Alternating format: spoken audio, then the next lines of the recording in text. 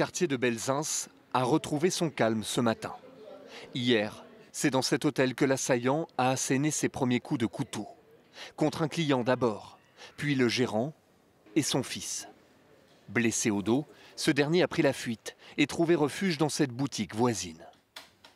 Il est rentré ici en criant, en courant, oui, c'est ça. Il m'a montré sa blessure, c'est qui? Il m'a dit un client. Voilà. Et il est resté chez moi ici jusqu'à l'arrivée des pompiers. Tout le monde était sous le choc. Sur cette vidéo amateur, on distingue l'assaillant, un Tunisien de 35 ans, et des habitants du quartier tentèrent en vain de le maîtriser.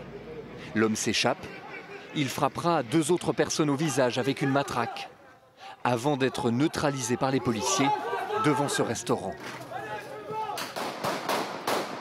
Puis abattu de plusieurs balles. Ce serveur travaillait au moment de l'assaut. Il a juste eu le temps de se réfugier à l'intérieur avec une dizaine de clients. On a fermé le rideau, on était tous ensemble.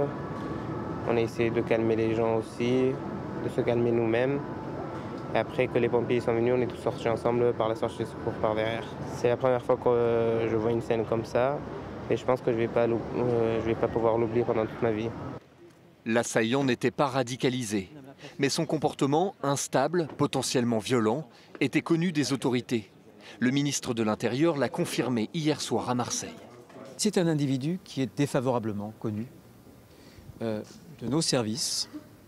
Il a eu fait affaire à la justice et notamment l'individu avait proféré des paroles antisémites devant la mosquée de Sète. L'enquête se poursuit. Les 5 blessés ont été pris en charge dans les hôpitaux de la ville.